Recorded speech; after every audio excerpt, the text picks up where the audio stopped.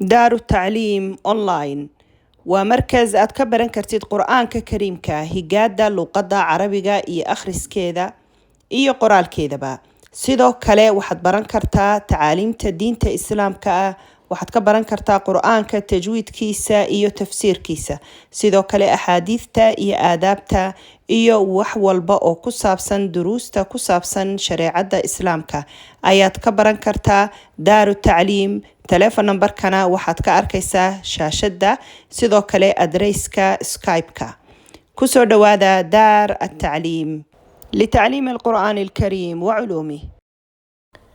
أعوذ بالله من الشيطان الرجيم. بسم الله الرحمن الرحيم. رب اشرح لي صدري ويسر لي أمري واحلل عقدة من لساني يفقه قولي. بسم الله الحمد لله والصلاة والسلام على رسول الله. اللهم صل وسلم وبارك على رسول الله صلى الله عليه وسلم. السلام عليكم ورحمة الله تعالى وبركاته. لما ولا لها قيمة هي قدرين تمضان أي كحنا channel كنا فاطمة منا channel خير يا برواقة بدن أيان ذي رجينيا وحن رجينيا إنا كفا إذا ستان علماء يا مراكز كقرآن كإن هل كان صادق أيو وكبرتان دين تا شريعة guud ahaan axaadiista aadaabta adkaarta higaada carabiga iyo maaragtay weliba qur'aanka kariimka ah dabcan oo ugu muhiimsan culumta aynu baranayna waxa ugu muhiimsan waa qur'aanka iyo sunnada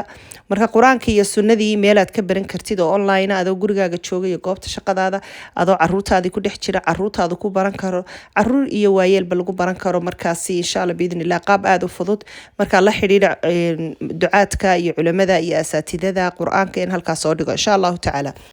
qisadani waa sida dhammaan qisaskeenu ay yihiin waa qiso cibro qaadasho iyo casharo badan wadata. ninka kani waa nin Sacuudiya waxa uu ku noolaa magaalo la yiraahdo Xafr al-Baatin oo Sacuudi Arabiya ku taala. waxa uu shaqaaleysiiyay oo u joogay nin darawala oo markaa ugu talagalay in waqtiyada isagu aanu joogin reerkiisa uu kaalmeeyo ninka darawalkii oo markaa baabuurka ku qaado ninka Sacuudiga xaaskiisa iyo caruurtiisa midna bay iskuulada oo kale ayaa darawalka u geeya maaragtay caruurta waxa uu sidoo kale adeega loo diraa xaaskii ciyaalka ay meel tagayaan oo aabuhu markaa shaqo ku maqayaan hawlo kale mashquul ku yahay sababtaasi ayaa markaas ay u qabsadaan darawalka weliba ku darso oo berigii hore dumarka Sacuudiyiinta looma ogoleen inay baaburada wataan marka waxa aabo walbo awoodi karayay amba se u baahnaa in uu darawal qabsado darawal uu qabsan jiray badanana waxa laga keensadaa raggaasi wadamada Aasiyaanka sida Bakistaanta Hindida Banglaadeshka meelahaasi ayaa laga keensadaa mushahar yar ayaa la siiyaa guriga ayaa maaragtay meel mulxaq la yiraahdo amba albaabka hore guriga qol yar oo ayaa looga dhisaa amba maaragtay uu ka degaa ninkaasi darawalka halkaasi ayaa xilli walba oo loo baahdo habeen iyo maalin ayuun baa la yiraahdaa kaale baabuurka ugu wad meel heblaaya nage haddaba ninkan Xafr al-Baatin degan ee Sacuudiga waxa markaasi u shaqeyn jiray nin darawal ah oo Aasiyaana ninka kan Aasiyaankii waa nin dhaga adag ninkan way isku dhibaatoodeen ninka Sacuudiga markuu yiraahdo walba waxa qababa waxaad moodaa inuu cagajiidayo una raali ka ahayn shaqada dadka qaar ba waa iska garan kartaan iyada oo qofkii uu shaqaale yahay oo meeshaba u joogo inuu lacag samaysto oo maaragtay uu shaqaysto da lacag helo haddana dadka qaar ba firfircoon oo dhaga nugul oo wixii loo diray ayagoo maaragtay raali ka ah qabanaya oo maaragtay ku horboodaya oo aan ma garanaysa xoogoodii ka hakranahayn aan idhaahdee dadka qaarna dee waa dad culculus oo cagta jiidayo oo hawshan dhibsanayo oo dee meesha lacagna raba ma garanaysaa meeshana haddana karti aan ku haynin amba dhaga adag oo dee yani shaqadii diyaar u ahayn oo jajabnayn yani haddaba ninkani wuxuu ahaa ninaan jajabnayn ninkan Sacuudigana way isku dhibtoodeen markii dambe wuxuu ninkan Sacuudigii uu go'aansaday ciddii u baahan darawal inuu kafaaladiisa ku wareejiyo oo mas'uuliyadiisa halka laga wareego oo qof walba oo yiraahdo darawal baan u baahanahay uu ku wareejiyo ninkan ayuu ka fikiray ninka Sacuudigii kadibna waxa uu maalmaha kamida joornaalka uu ka akhristay طبعا واجي هرواتي journalada la akhrisan jiray marka wax walba internetka iyo telefoonka ayaan gacanta lagu hayaa bedelay marka laakiin journalka ayuu waagaasi journalada soo bixi jiray dadku akhrisan jireen marka journalka ayuu wuxuu ka akhristay qof ku soo qoray numberkiisa telephone numberkiisa oo leh waxaan u baahanahay qof iska wareejinaya darawal baan u baahanahay marka qof darawal iska wareejinaya haduu jiro qofkaasi hayla soo xidhiidho numberkaas ayuu ku soo qoray numberkiisa ku soo qoray qofkii markaasi iclaan jariidada uu ku soo qoray kadibna waxa uu sameeyay ninkii Sacuudiga ahaa wuxuu la hadlay markaa qofkan ku soo qoray iclaanka jariidada journalka ayuu la hadlay wuxuu gabadh ba ka qabatay telefoonka wuxuu ku yiri walaalay waxaan ahay nin haysta nin darawal ah oo aan rabo inaan iska wareejiyo qof u baahan darawal ama aragtay aan ku wareejiyo mas'uuliyadiisa iyo shaqadiisa baday qofka uu shaqeeyo marka journalka magacan iyo numberkan aan ku qornaaye waxa ma sax baa numberku miyay saxsan yahay gabadhii waxay ku tiri ha aniga ayaa u baahan darawal wuxuu ku yiri adoo qof dumar ah darawalka yani shaqaalaysiinaysa ha bay tiri anigu waxay tiri waxaan ahay qof maaragtay lixaadka wax ka maqan yahay oo curyaan ah marka nasallallahu salaamata wal aafiya marka waxaan ahay qof maaragtay yani magaranaysa curyaan ah baahi gaar leh aan iraahday waxaan u baahanay marka qof waxaan deganay magaalada Ras Layla waxaan u baahanay ninkanina inuu iqaado darawalkiihi oo ballamadayda dhakhtarada uu igeeyo ayaan u baahanahay wuxuu marka uu ku yiri ninkii Sacuudiga ahaa gabadhii iyadoo Sacuudiyade wuxuu ku yiri marka ninkii oo maxaa kugu kalifayay inaad darawal qabsatid hadii aad magaranaysa qof baahi gaar leh aad tahay dhakhtarana aad u baahantahay inaad tagtid ballamada dhakhtarada aabaha muxuu ku qaadi waayay amba walaalka amba waliba zawjkaagu markaasay tiri inama walaala ahna lamaan dhalan oo walaala ma haysto inama ah oo maaragtay kaxeeyo ay qaado ma haysto isla mar ahaantaana aabaha iyo hooyadeyna waa dad waayeel ah isla mar ahaantaana zawj ma haysto oo ninkii ii soo fadhiista maaragtay inuu guursado raba ii soo geed fadhiistaaba waxa uu markuu ogaado reerkayga uu la hadlo uu ogaado inaan ahay qof baahi gaar leh uu iga noqdaa oo guurku sidaasi ayuu ku hirgeli waayaa run ahaantii ninkii Sacuudiga qalbigiisa ay kelmadaasi taabatay gabadh maaragtay baahi gaar leh haddana qofkii uu soo fadhiista uu ka noqonayo markuu ogaado inay baahi gaar leedahay aad iyo aad ay qalbigiisa arintaasi u taabatay ninkii wuxuu yiri bal waayahay horta ninkan darawalkiihi nin adiga ku anfacaya ma aha waa nin dhaga adagoo aniguba inaan ninkan maaragtay iska wareejiyo sababtaasaan u rabaa ha yeeshee bal waan ka soo fikirayaa waan dib baan isugu noqon aniga ayaa ku soo jawaab dambe ku soo siine iga warsug ayuu ku yiri waayay tiri inantii haddana dhowr cisho kadib telefoonka inantii buu ku celiyay wuxuu ku yiri walaalay dhageyso arrinkaagi waan ka fikiray waxaan go'aansaday inaan ku soo bandhigo in aan ku guursado bacdamaaba maaragtay aad baahi gaar leedahayna inaan ku imaado inaan ballamadaada ku geeyo inaan ku caawiyo inaan garab iyo gaashaan ku noqdo bacdamaaba aad tahay gabadh u baahan nin garab siiya ilaahay dartii ayaana ku guursanaya oo aan rabaa inaan ku kaalmeeyo aan ajar iyo xasanaad kaaga helo guurkaasi haweenaydii waxay ku tiri ma hubtaa hadda anigu waxaan ahay qof maaragtay baahi gaar leh qof lixaadkeedii wax ka maqayaanahay qof aan socon karayn baanahay wuxuu yiri maya dhib ma laha waxaas waa intaaban kuu guursanayaaba waaba intaaba inaan kaa ajarsado oo ilaahay dartii aan ku kaalmeeyo ayaan rabaa waxay ku tiri niyahow waxaad degan tahay magaalada Xafr al-Baatin marka Xafr al-Baatin iyo Ras waxay u kala fog yihiin waxa weeyaan adigu 400 iyo googo adigu 500 ku dhawaad kilomitir weeyaan saad marka baabuurka marka la qaato waxa laga yaabaa 4 saacadood iyo 45 amba 5 saacadood oo rubucla inuu baabuurku u kala soconayo iyadoo Sacuudigu yahay dhul aad u ballaaran magaalooyin badan kala fog yihiin marka magaalo aad uga fog bay runtii ay ahayd meesha inantu degan tahay wuxuu yiri waxa ka warwarin anaa ku imanaya markaad ballan leedahay markaad u baahan tahay kaalmo oo ku caawinaya marka adigu ka soo fikir arintaasi waayay bay tiri inantii way ku soo jawaab celisay ninkii waxay ku tiri waxba kama qabo aabahay telefoonkiisan ku siinaya aabahay la xidhiidh waayay ayuu yiri aabihii buu la hadlay uu soo fadhiistay inantii markii uu soo geed fadhiistay waa la siiyay inantii uu guursaday ninkii inantii markuu guursaday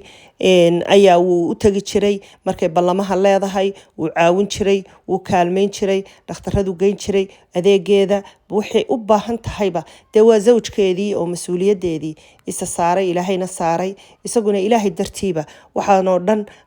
qalbi saafiya u sameynaya inuu ajar iyo xasanaad ka helo gabadhan. kadibna isaga oo markaa gabadhaasi waxay isqabeen muddo, waxay isqabeen markaasi markay isqabeen 7 bilood ayaa waxaa dhacday in ay uur bay qaaday gabadhu. uurkii markuu 7 bilood gaadhay ayay dhakhtaradii yidhaahdeen xaaladaada caafimaad ma xamili kartid ilmahan inaad sii sidid, markaa waa inaanu ku qalno oo aanu ilmaha kaa soo saarno.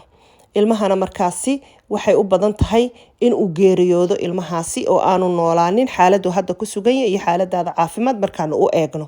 laakiin waxaanu ku qasbannahay ilmahan inaanu kaa soo saarno si adiga naftaada aad u badbaadid, waayo ma sidi kartid uurkan si caadiyahna ilmahan uma dhali kartid, midkiin baa dhimanaya marka xaaladaada caafimaad aanu maaragtay eegnay. waa hooye waxay tiri may ilmahayga ma raba inay iga soo saartaan, ilmahan waan rabaa, ilmahan naftayda ayaan u hurayaa, anigu aan dhinto isaguna ha noolaado, ma raba ilmaha inay iga soo saartaan. way diiday. zawjkeedii ayaa loo sheegay arrintii, waxa uu yidhi ma garanaysaa dee wuu yaabayo, ma garanaysaa wuxuu isagu jeclaan lahaa inay dee ma garanaysaa wixii caafimaadkeedu ku hirgelayo ay samayso, laakiin waa hooyo iyadu waxay ku adkaysatay ilmahaygu ha badbaado, wax ilmahayga dhibaato u keenayaanba geeri u sababaya anigu ma samaynayo, ilmahaygana waan rabaa. bas qadartii ilaahay bay aamineen, sidii bay gabadhii uurkii ku dhammaysatay. markii ilmahii uurkii ay dhammaysatay waqtigii uurka 9 bilood gabadhii soo gaadhay waqtigii ay umuli lahayd, ilmihii ayaa ay dhashay. hadday ilmihii dhashay aabihii waxa lala soo hadlay, zawjkii baa la soo hadlay oo inanta aabaheed baa la soo hadlay, isagoo markaa maqan bay fooshu ay maaragtay gabadhii ay umushay. waxaa lala soo hadlay zawjkii, aabaheed baa la soo hadlay, wuxuu ku yidhi xaaskaagii way umushay, ilmo yar ayay dhashay, wiil ah, ha yeeshee wiilkuna uu caafimaad qabaa oo ma garanaysaa uu fiican yahay, inkastoo dhakhtarka uu ku jiro meesha daryeelka caruurta, laakiin xaaskaagii oo inantaydii ahayd ayuu aabuhu yidhi way geeriyootay, allah u naxariisto. iyada iyo intii naga dhimatay iyo inta muslimiinta ka wada dhimatayba allah subxaanahu watacaala ha u naxariisto. dabcan ninkii wuu muraaro dilaacay, wuu murugooday, waxaa lagu yidhi kaalay, waxaa laga rabaa bacdama zawjkii tahay xaaskaagii ahayd gabadhu inaad saxiixdid meydkeedii in dhakhtarka laga soo qaado, in la aaso, waraaqo badan baa laga rabaa inaad saxiixdid, kaalay. ninkii halkiibuu kasoo safray, xaaskiisiibuu meydkii iyadoo meydada kasoo saartay dhakhtarkii, aaskii iyo janaazadii iyo hawshii tacsidii ayay bilaabeen, ay sameeyeen. kadibna isagoo aad u murugaysan ayaa waxa uu sameeyey, wuxuu tegay dee tacsidii iyo wixiibaa halkii ku dhammaatay. kadibna reerkiisii uu ku noqday xafrilbaatin, magaaladiisii ayuu ku noqday. magaaladiisii markuu ku noqday, marka xaaskiisan koobaad ee caruurta u dhashay ninkan ma ogaba, ninkan inuu gabadh guursaday iyo in ilmo loo dhalay iyo inay gabadh ka dhimatay iyo arrintan oo dhan ba waxba kalama socoto. marka wuxuu ku yidhi maalintii dambe xaaskiisa wuxuu ku yidhi kaalay, waxaan rabaa inaynu cimroysano oo Makal Mukarrama ayaan idin geynaya adiga iyo caruurta. waayo bay tiri way faraxday, wuu soo kaxeeyey, Maka ayuu keenay. markay cimraysteen ayuu meel hudheela intuu dejiyey ayuu wuxuu ku yidhi walaalay maxay hayday waan yara baxayaa, dan baan soo yara qabsanaya, waan idiin soo noqonaya, isii suga. waayo bay tiri way uu baxay, waxa uu tegay markaasi dhakhtarkiibuu tegay, wuxuu ka soo saaray beebigiisii yaraa, wuxuu saxiixay ilmaha yar maaragtay in dhakhtarka laga saaro. ilmuhuna uu iska ladnaa, uu iska fiicnaa, markaasi ilmi yaraabuu soo kaxaystay. kadibna xaaskiisii oo fadhida ayuu intuu u yimi ayuu ilmihii yaraa dhabteedii u saaray. waxay ku tiri waa maxay ilmahan yar, waxay wiilkan yar maxay, markaasuu yidhi xageed ka keentay wiilkan yar bay tiri, muxuu ahaa, markaasuu ku yidhi wiilkan yar waa wiilkaygii anaa dhalay. markaasay yaabtay tiri oo wiilkan sideed u dhashay, markaasay imika hilaasi doonaan gabdhahay daawada. astaghfirullah alazim. markaasay ku tiri waar wiilkan sideed u dhashay, markaasuu wuxuu yidhi wiilkan sheekadii buu uga dhacay. wuxuu yidhi markii aan magaranaysaa ninkan aan rabay inaan iska wareejiyo darawalka ah. gabadh baan helay joornaalka kusoo qortay, sheekadii oo dhan buu uga dhacay, gabadhii baan guursaday, gabadhii way iga dhimatay, gabadh baa gaaray ahayd, ilaahay dartii ayaan u guursaday gabadha inaan kaalmeeyo, ilaahay ilmahaas una siiyey, iyadiina way geeriyootay. waxay diiday ilmaha in laga soo tuuro, waa hooyo ilmaheeda jeclayd, may rabin ilmaheeda, nafteediiba u hurtay ilmaheedii ayuu ku yidhi. marka ilaahay dartii adiguna ilmaha yar ma ku korinaysaa oo awlaadaada ilmo kamida ubadkaaga ma ka dhiganaysaa? markaasay ilmi yaraa intii saa isugu martay, gabadh fiican bay ahayd, ay tiri haa ilaahay dartii baan u korinayaa, waxa weeyaan ilmaha yar ish dambo, ilmaha yar awlaadaydu ka mid yahay, waa ilmo yaroo rajaya oo hooyadii ka dhimatay, dabcan waan korinayaa. markaasuu ninkii aada u farxay. kadibna ilmi yaraa bay u korin jirtay. maalin maalmaha ka mid ah ayaa wuxuu yidhi, wani waad shaqo unbaad ku maqantaye, ma laga yaabaa xaaskaagu ilmahan inay si qaab daran ula dhaqanto oo ay ka dhex aragto hooyadii, amba ay maseyrto oo ilmaha yar mucaamaladiisa ay si xun ula tacaamusho amba si xun ula dhaqanto. bal maanta iyadoon kaa filanahayn waqtigii shaqada aad ka soo waxay jirtay waqti ka horeeya guriga iska soo furo oo bal eeg sida ilmaha yar ula dhaqanto gabadhu. waana aabba fiican buu ahaa, sababtoo ah ragga qaar baa waxay u keenaan dumar ilmo ayna dhalin, markaasayna weli ilmahooda ayna ka warhaynin oo maalin oo dhan iska maqnaadaan, oo laga yaaba ilmaha dulmi badan inuu ku dhaco oo isagu uuna ka warhaynin. caruuraha qaar baa kawliga siiyey oo markii naftu ka baxday ee la dilay uu ogaaday in islaantan maaragtay uu qabaa inay ilmaha si xun ula dhaqmi jirtay amba ilmaha dhibaato lagu hayay. mar dambe oo waxba ayna ka tarahayn ogaanshiyaha uu ogaaday, oo maxaa la yidhaha xeedhiya fandhaal kala dhaceen uu wax ogaaday.